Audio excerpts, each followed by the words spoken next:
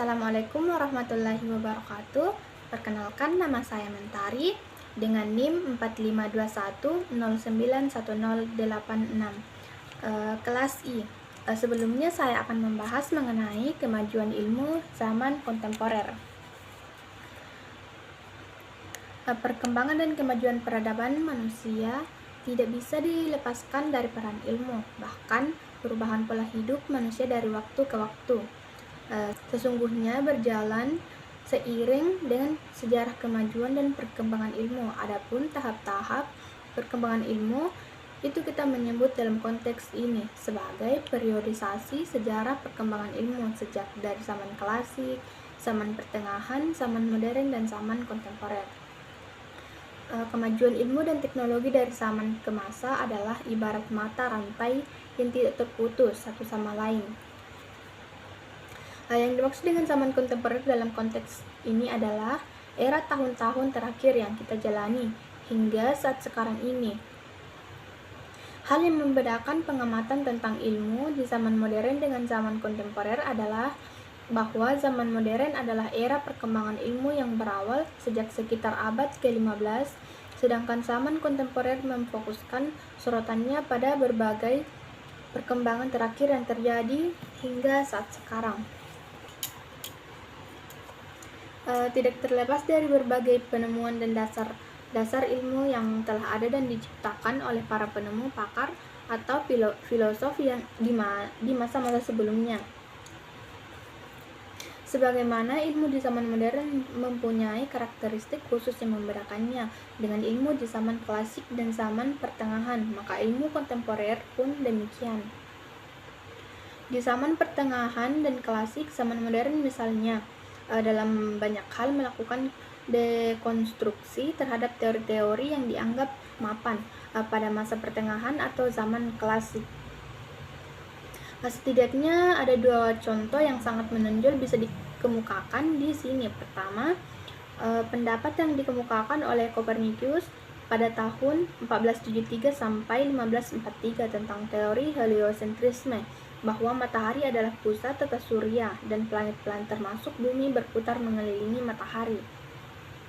Kedua, metode induktif yang diperkenalkan oleh Francis Bacon pada tahun 1560 sampai 1626. Ia telah memberikan sumbangan yang penting dalam menembus metode berpikir deduktif yang penggunaannya secara berlebihan telah menyebabkan dunia keilmuan mengalami kemacetan. Satu hal yang tak sulit untuk disepakati, bahwa hampir semua sisi kehidupan manusia modern telah disentuh oleh berbagai efek perkembangan ilmu dan teknologi. Sektor ekonomi, politik, pertahanan dan keamanan, sosial dan budaya, komunikasi dan transportasi, pendidikan, seni, kesehatan, dan lain-lain, semuanya membutuhkan dan mendapat sentuhan teknologi. Yang menjadi karakter spesifik ilmu kontemporer, dan dalam konteks ini ciri tersebut akan lebih dapat kita temukan secara relatif, lebih mudah pada bidang-bidang sosial. Penyebutan wacana postmodernisme dalam bidang ilmu dan filsafat menjadi diskursus yang akan cukup banyak ditemukan. Begitupun perkembangan ilmu di zaman kontemporer meliputi hampir seluruh bidang ilmu dan teknologi. Ilmu-ilmu sosial seperti sosiologi, antropologi, psikologi, ekonomi, hukum, dan politik, serta ilmu-ilmu eksakta seperti fisika, kimia, dan biologi, serta aplikasi-aplikasinya di bidang teknologi, rekayasa, genetika, informasi dan komunikasi, dan lain-lain. Beberapa contoh perkembangan ilmu kontemporer yaitu Santri Priai dan Abangan. Penelitian Clifford Geertz yang dalam versi aslinya berjudul The Religion of Java merupakan satu bahasa yang menarik.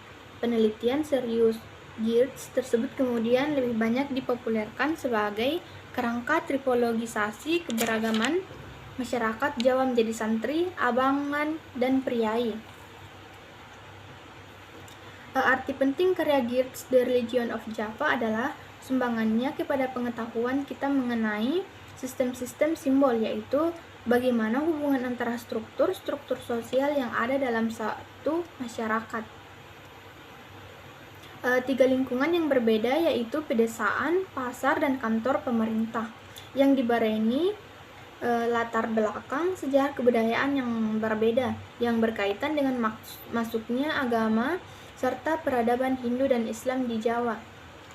Telah mewujudkannya adanya abangan yang menekankan pentingnya animistik, santri yang menekankan aspek-aspek Islam, dan priai yang menekankan aspek-aspek Hindu.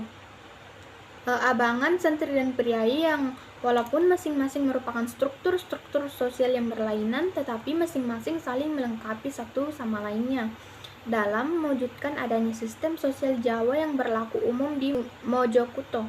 Inilah sesungguhnya tesis Geertz yang diusahakan untuk diperlihatkan dalam bukunya The Religion of Java, yaitu agama bukan hanya memainkan peranan bagi terwujudnya integrasi, tetapi juga memainkan peranan pemecah belah dalam masyarakat. Walaupun demikian, yang menjadi perhatian Geertz adalah masalah perpecahan dalam sistem sosial Jawa di Mojokuto, dan bukannya integrasi yang terwujudnya di dalamnya. Pengarang juga membahas pandangan tiga golongan yang memiliki subtradisi masing-masing. Abangan, yaitu golongan petani kecil, yang sedikit banyak memiliki persamaan dengan religi rakyat. Asia Tenggara, santri yaitu pemeluk agama Islam yang taat pada umumnya terdiri dari pedagang di kota dan petani yang bercukupan. Dan priai, yaitu golongan yang masih memiliki pandangan Hindu-Buddha, yang kebanyakan terdiri dari golongan terpelajar, golongan atas, penduduk kota, terutama golongan pegawai. Penelitian Clifford Geertz hingga kini mendapat perhatian dari para ilmuwan. Berbagai penelitian dilakukan untuk menguji, membuktikan, atau bahkan meruntuhkan tesis Geertz tentang kategorisasi keberagaman masyarakat Jawa itu. Klaim tentang runtuhnya tesis santri abangannya Clifford Geertz juga dikemukakan oleh hasil penelitian PPIM UIN Jakarta. Penelitian PPIM ini bahkan juga mencoba menunjukkan adanya suatu dialektika di mana orang yang lebih intensi dalam menjalankan ritual wajib maupun sunnah dalam Islam berkorelasi positif dan signifikan dengan status sosial ekonomi, gabungan antara pendidikan, jenis pekerjaan, pendapat, dan kategori desa sampai kota. Penelitian Clifford Geertz yang kemudian mendapat banyak tantangan dari para pakar dan peneliti sesungguhnya juga terjadi pada bidang-bidang ilmu lainnya.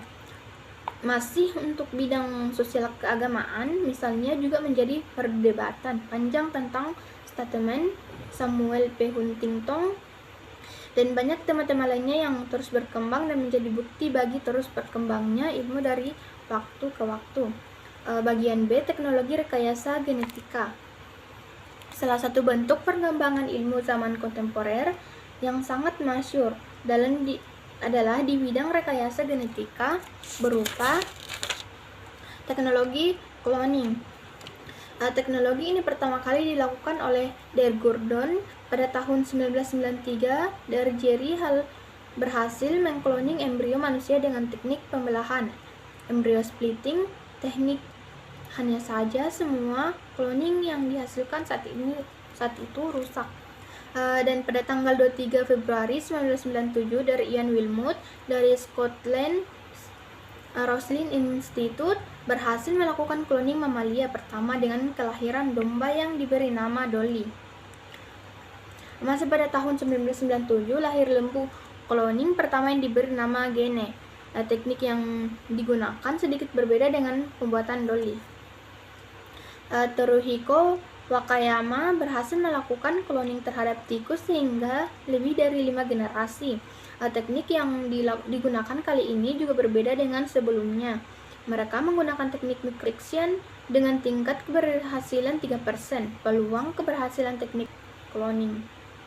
Di tahun 2000, Profesor Gerald dan setelah berbagai keberhasilan teknik cloning yang telah dilakukan, para ahli malah lebih berencana menerapkan teknik cloning pada manusia. Dari ide inilah wacana cloning menjadi sesuatu yang semakin kontroversial.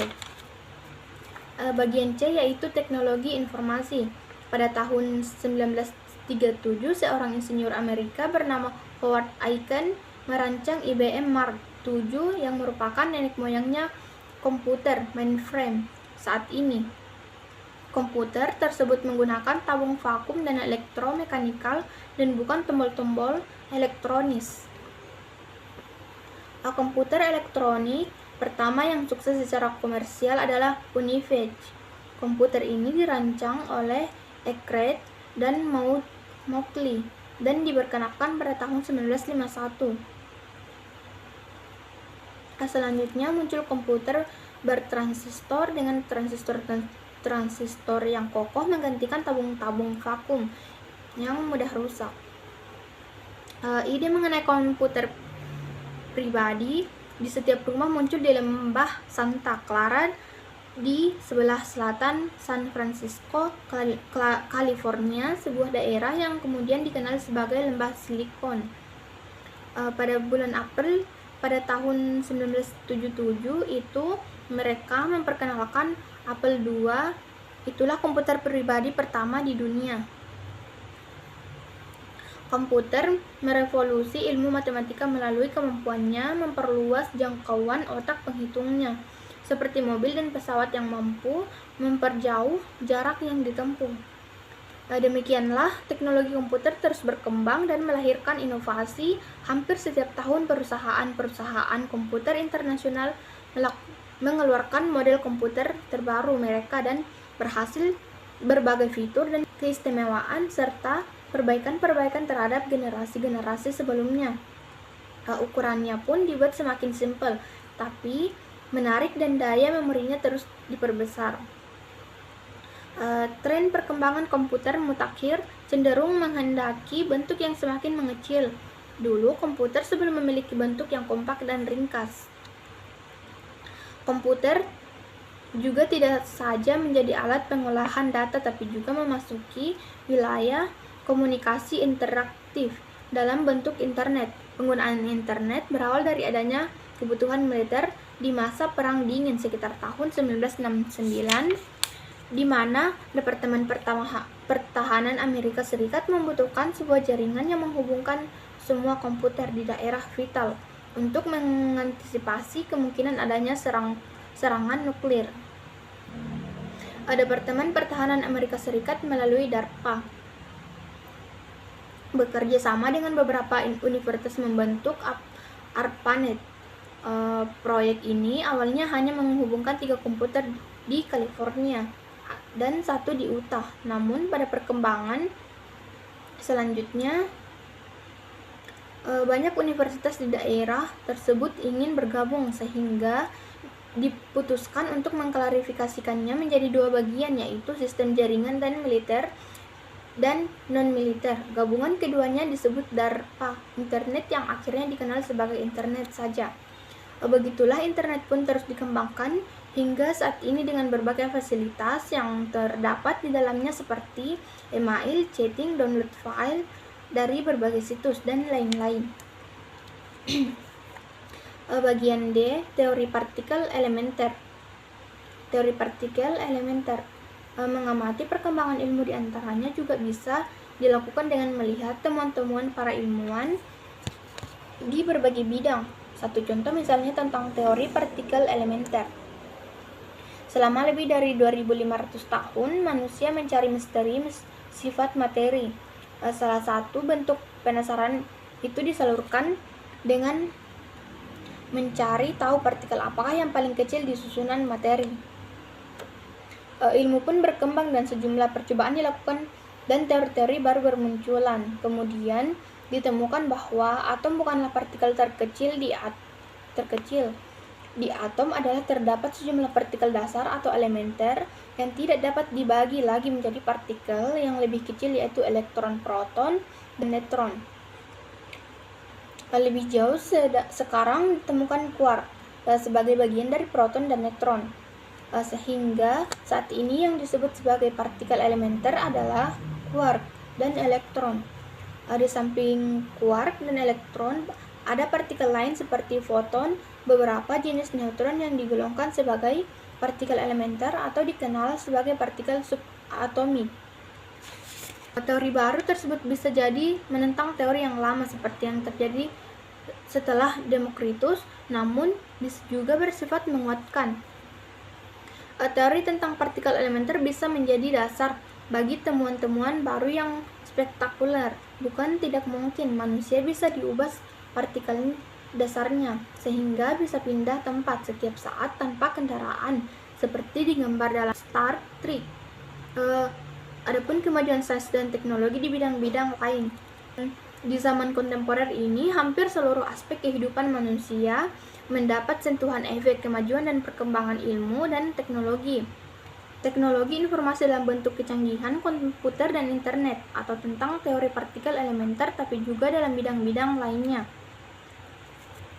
Di bidang teknologi komunikasi jarak jauh, misalnya yang berawal dari telepon, terus berkembang cepat dengan munculnya alat-alat komunikasi personal mutakhir seperti handphone dengan berbagai inovasinya. Begitu pula dengan teknologi penjelajahan ruang angkasa bila tahun 1961 Yuri Gagarin adalah manusia pertama yang diluncurkan ke luar angkasa oleh Uni Soviet dengan pesawat Vostok 1-nya, yang kemudian disusul oleh Amerika pada tahun 1968 dan pada tahun 1969, tepatnya tanggal 20 Juli, Neil Armstrong menjadi manusia pertama yang mendarat di bulan. Maka sekarang bulan sudah diproyeksikan untuk dikomersialisasikan. Cukup sekian yang dapat saya sampaikan, kurang dan lebihnya mohon dimaafkan. Saya akhiri, wassalamualaikum warahmatullahi wabarakatuh.